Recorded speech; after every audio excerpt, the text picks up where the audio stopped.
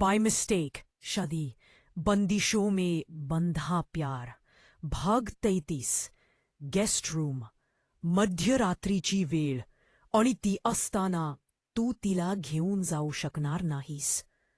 पण आजूबाजूला पाहता तिला करमणेचा एक इनिपत पाळल होता.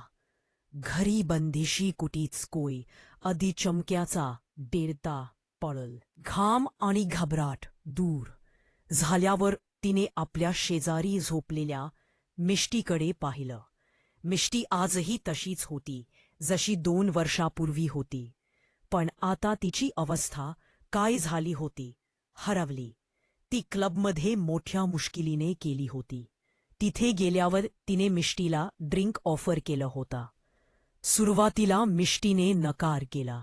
दिला, पण खुशीने तिला समजावलं, इतक्या दिवसांनी भेटले आपण, माझ्यासाठी तरी घे. त्यानंतर दोघीही वरच्या मजलीवर इतर मुलींसोबत नाचायला गेल्या. मिष्टीसाठी हा पहिलाच अनुभव होता. तिला खरंच त्या क्षणी त्या कैदेतून मुक्ती मिळाल्यासारखं वाटत होता. पण तिथे काही खड्डूस मुलं खूप जवळ येण्याचा प्रयत्न करत होत, म्हणून खुशी तिला खाली टेबलवर घेऊन आली. मजेशीर गोष्ट म्हणजे मिष्टीला काहीच आठवत नव्हतं. दोघींनीही फक्त मिष्टीच्या हातात ड्रिंक होता. खुशी तर फक्त सॉफ्ट ड्रिंक घेऊन बसली होती. दोघीही खूप जवळ होत्या. मिष्टीचा चेहरा दाराकडे होता. पहिल्यांदा ड्रिंक घेतल्यामुळे तिला सगळा काही फिरताना दिसत होता. तेवढ्यात केविनने मुद्दाम मिष्टीला आपला चेहरा दाखवला. ती काय प्रतिक्रिया देईल हे पाहण्याचाय. मिष्टीने डोळे चोळले आणि टेबलवर पुढे झुकत खुशीच्या कानात बडबडली. पहा, हा शैतान कुठेही दिसतो मला. मी म्हणतल ना तुला, तू मला कुठेही घेऊन जा. त्याचा नाव घेतला आणि तो हजर. पहा कसा पाहतोय माझ्याकडे. मला म्हणतो, तू माझी बायको होण्यालायक नाहीस. पण आता काय, तो जवळ आहे तर असं सोडणं बरोबर नाही ना. म्हणूनच मी माझ्या बायकोचा हक्क घेतोय. तिला हिचक्या लागल्या होत्या, तरीही ती थांबत बोलत होती. मला जाऊन त्याला हात लावून पाहावा का? खरंच तो आहे का? कारण तो मला फक्त तेव्हाच हात लावतो आणि त्यात फक्त हवस असते, दुसरा काहीच नसतं. मी त्याला एकदा मिठी मारून येऊ का? तिच्या तो लाल झाड पाऊट करत म्हणतं. तिचा चेहरा खूप गोड दिसत होता. खुशीने मागे वळून पाहिलं आणि तिच्या नजरा केविनवर स्थिरावल्या. तिने त्याला कित्येकदा हॉस्पिटलमध्ये पाहिला होता. मिष्टीची बडबड सुरूच होती. माझं नाव सांगायचं नाही, पण माझ्यासोबत सगळं काही करायचं आहे. ती त्या नशेत आकाशात उडणाऱ्या पक्ष्यांप्रमाणे स्वतंत्र वाटत होती. पण केविनची आठवण येताच ती रडत रडत बोलू लागली. खुशीला हॉस्पिटलमध्येच मिष्टीच्या आयुष्याबद्दल बरंच काही कळलं होतं. मिष्टीने तिला सांगितला होता की तिच्या आयुष्यात फक्त केविनचं नाही तर आणखीही बरंच काही आहे जे तिला दुखवतं. मिष्टीच्या मनातला दुःख कमी करण्याचा सर्वात चांगला मार्ग म्हणजे तिला सत्य बाहेर काढायला लावणं, असं खुशीला वाटलं. म्हणजेच तिने मिष्टीला तिथे मित्राच्या वाढदिवसाच्या पार्टीसाठी मधून आणला होता. सत्य बाहेर काढण्यासाठी तिला ड्रिंक द्यावी लागेल असं खुशीचा विचार होता. तिने फक्त नाटक केलं होतं, पण मिष्टीने खुशीच्या बोलण्यावर विश्वास ठेवत ड्रिंकला दुखापतीवरचं औषध समजून गटागट प्यायला. त्या रात्री तिने गेल्या 2 वर्षांत जे काही घडलं ते सगळं रडून खुशीला सांगितलं. तिचा आवाज इतका मोठा होता की ती कोणाच्याही नजरेतून सुटू शकली नव्हती. ऐकून खुशी विचारातून बाहेर आली. तिने मिष्टीच्या चेहऱ्यावर हात फिरवला आणि आपल्या जागेवरून उठून बाहेर आली. पण तिने समोर जे पाहिलं त्यामुळे तिचे डोळे आश्चर्याने विस्फारले. Kevin hotel palace, presidential suite. केविनला मिळालेल्या माहितीने त्याच्या डोळ्यांत पहिल्यांदा भीती दाटली. टोळीच्या तावडीत तर सापडली नाही ना, हा विचार त्याच्या मनात सतत येत होता. तिथे छोट्या मोठ्या अनेक टोळ्या होत्या ज्या अशा प्रकारची कामं करायचा. विशेषतः भारतीय मुलींचं गायब होणं इथे नेहमीचं होतं. हा विचार केविनच्या मनात घुसला आणि त्याची भीती वाढली. जेव्हा त्याने ब्लॅक होल गँगच्या एका मेंबरला पकडलं होतं तेव्हा त्याला या गोष्टींचा उलगडा झाला होता. त्यामुळे त्याची अस्वस्थता आणि राग दोन्ही वाढत होते. या भीतीमुळे केविनने स्थानिक पोलिसांची मदत घेण्याचा विचार केला. त्याला माहीत होतं की मिष्टीला इथल्या कशाचाही अंदाज नाही.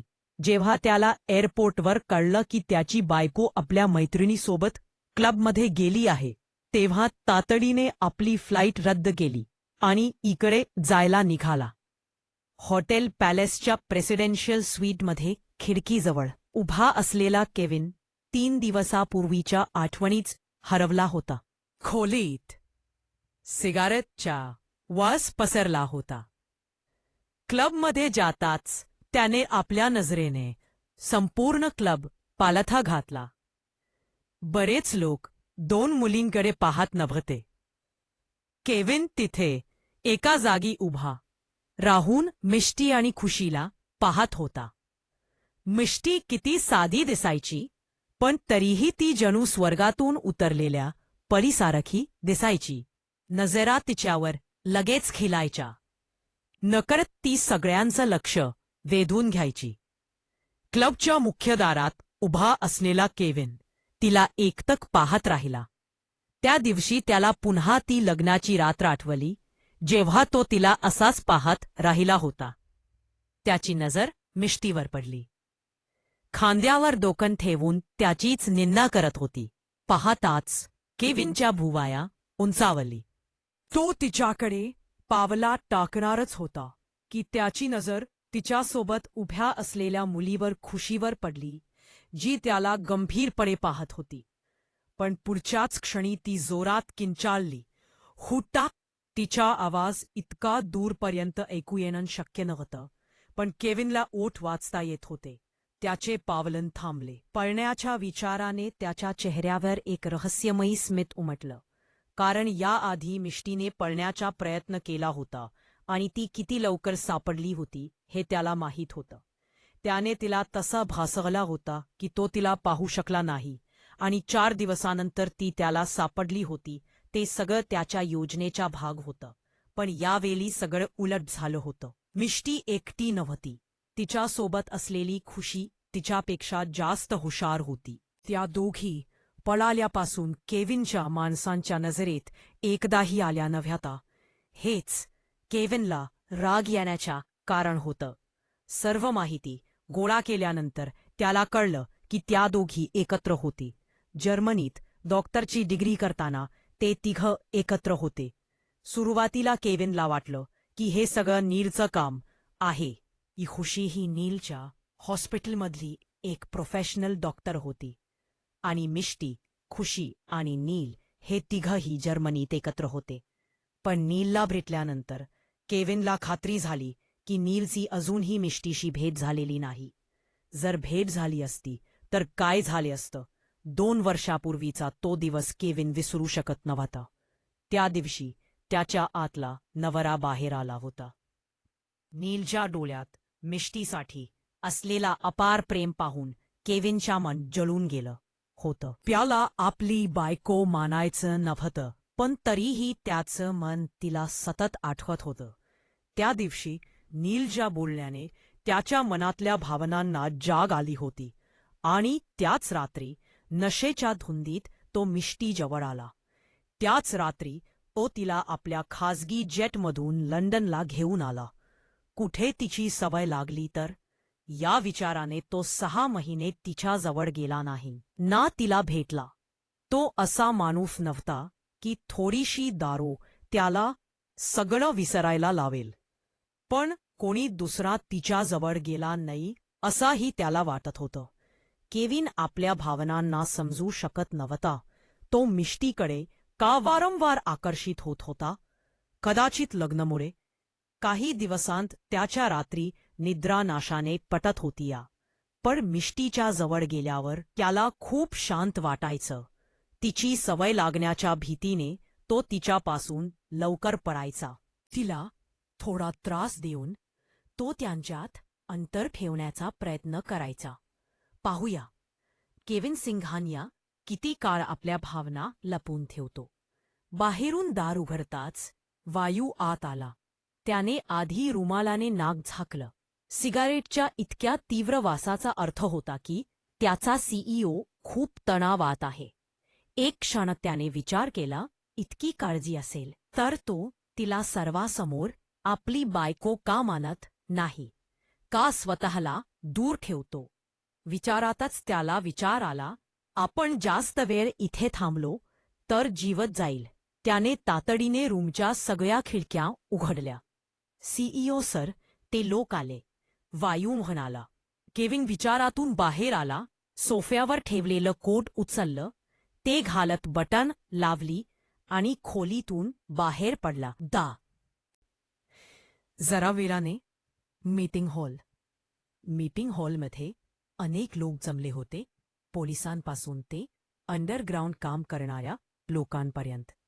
काही लोक असेही होते ज्यांना प्रश्न पडला होता की इतक्या रात्री त्यांना या मीटिंगसाठी कोणी बोलावला. सर्वजण आपापसात याबद्दल बोलत होते की हा माणूस कोण आहे ज्याने फक्त एका तासात सगळ्यांना इथे बोलावला.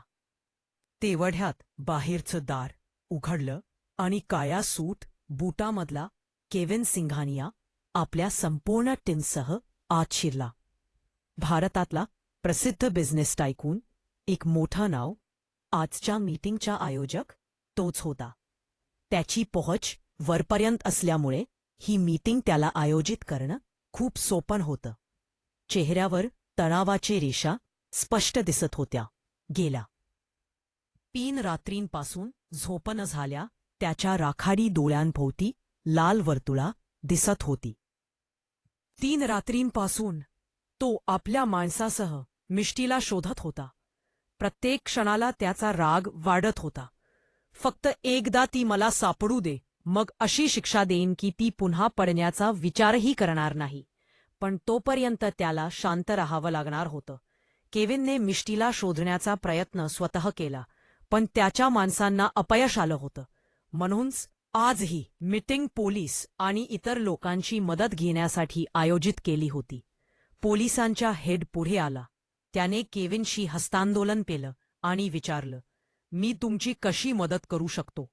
तेवढ्यात वायूने प्रोजेक्टर ऑन केलं आणि सगळ्यांचं लक्ष तिथे गेलं.